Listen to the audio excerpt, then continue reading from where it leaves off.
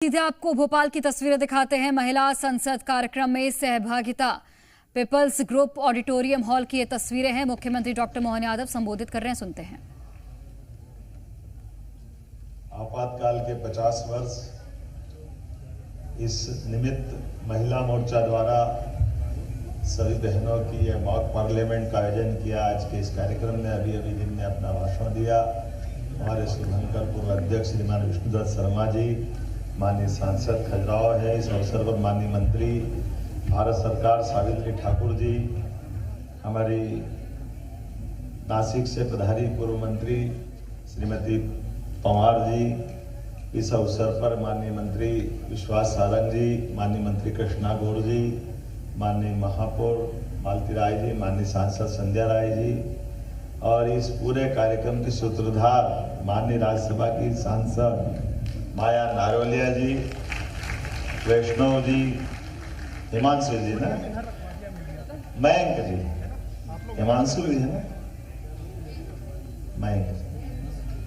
मयंक विष्णोई जी यहाँ के डायरेक्टर हैं। मैं आपका स्वागत करता हूँ। मैं मान के चलता हूँ कि मेरे भाषण के साथ पहले अपने इस आपातकाल के विषय पे हमारे प्रधानमंत्री माननीय बैठे हुए हैं। भले ही अपना जो मंत्रिमंडल का अभी परिचय करा है वीडी जी ने, तो मैं समझता हूँ कि थोड़ा इनसे पूछ लें कि ये अपने अपने इस दायित्व के हिसाब से आपातकाल के बारे में अपनी तैयारी करके आए ना, पक्का? तो कुछ तो आपातकाल की बात करेंगे, कुछ आपातकाल के दाएं बाएं भी कर लेंगे, चलेगा?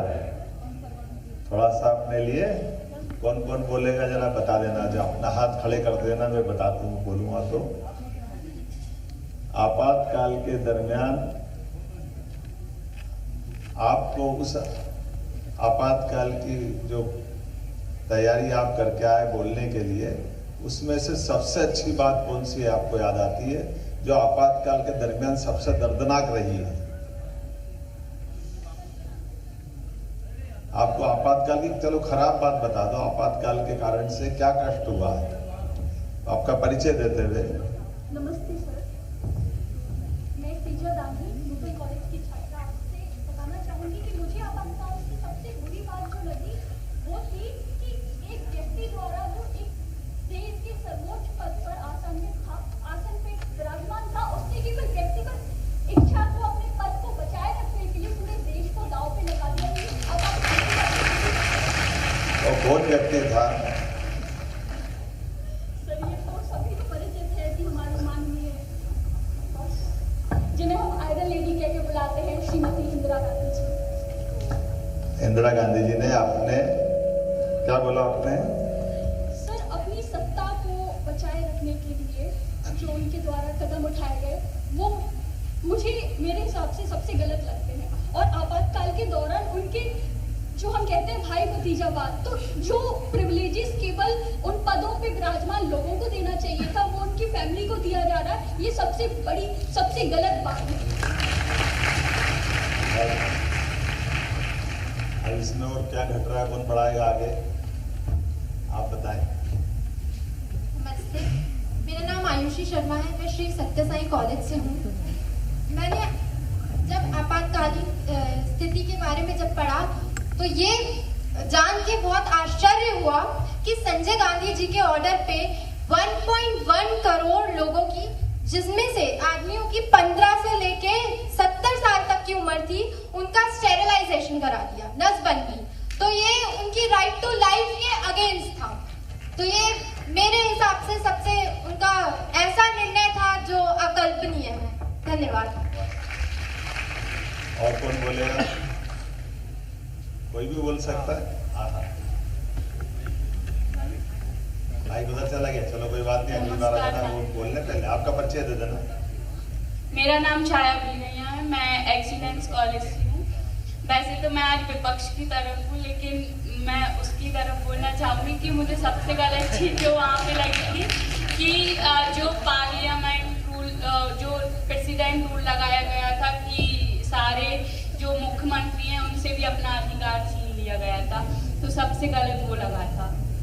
बहुत अच्छा, बहुत अच्छा। और सर मैं एक बात और बोलना चाहूँगी, आपने बोला कि आज उससे हट के अगर कुछ बोल सकते हैं, अभी की सरकार की तरफ मैं एक बात बोलना चाहूँगी कि ये सारे विषय जो चलते हैं हमेशा कुछ ना कुछ, जैसे अभी विकसित भारत चला था, उसके बाद आपातकाल, तो मैं बोलना चाहूँगी कि जब सरकार ऐसे विषय चूज करती है तो वो ये वुमेन्स पे अब आज इतनी सारी हैं तो बहुत सारी बातें दबाई जाती हैं, जैसे रेप केसेस और जो सेक्सुअल हरासमेंट है इनके बारे में कभी बात नहीं करती है।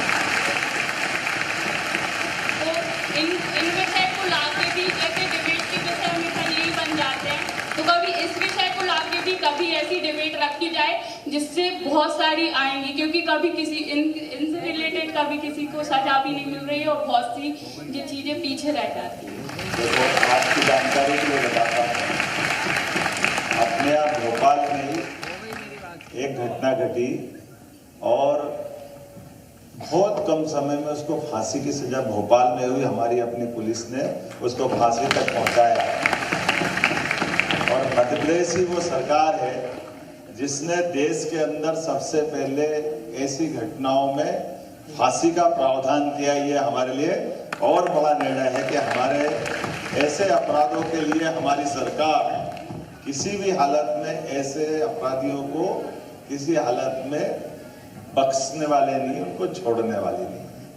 अब ये भी एक बात बताता हूं कि हमारे इसी राज्य के अंदर, अब आपसे पूछता हूं, परीक्षा लेता हूं, हमारे जिले के अंदर सबसे बड़े पद क्या है? एसपी और कलेक्टर, है ना?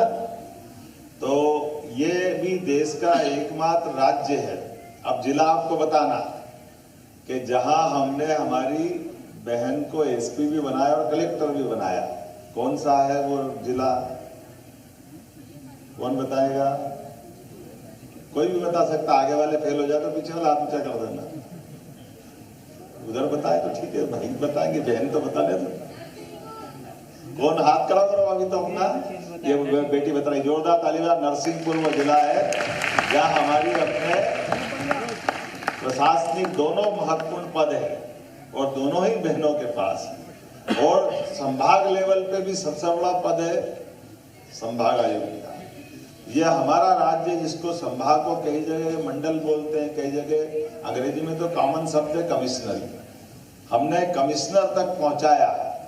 ऐसा जिला कौन सा है जो अभी भी काम कर रही है? कौन है? कोई को याद है? कौन सा संभाग है? भारत माता की जय। मेरे को बताना पड़ेगा।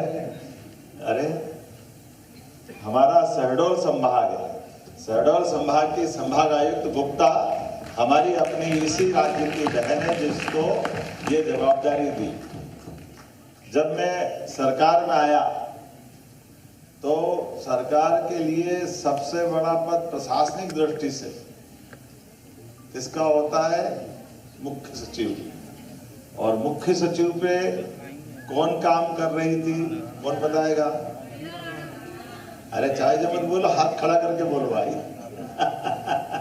बताओ कौन बताएगा? आप बताओ, अपने से हाथ खड़ा करके बताओ तो आपको जरा जोरदार ताली बजा बहन के लिए। क्या नाम आपका?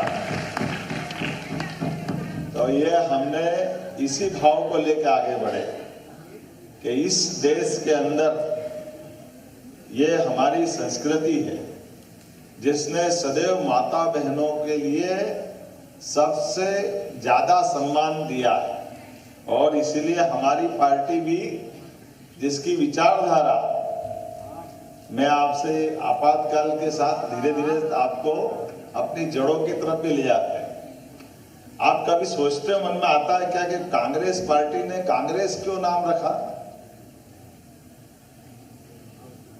ये ऐसी गरीब पार्टी की इसको कोई भारतीय नाम ही नहीं मिला। क्या दुर्भाग्य की बात।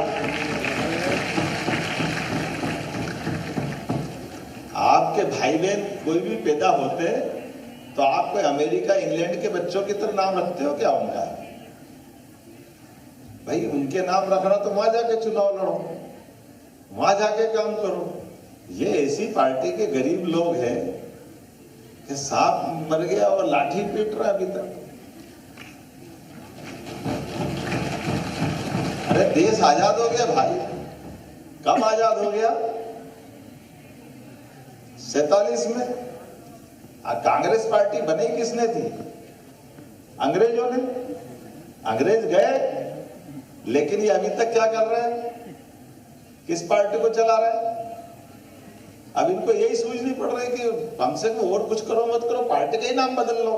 भारत में रहना तो मोदी जी के सामने खड़ा होना, तो कुछ तो भारतीयता बताओ, बताने को तैयार नहीं।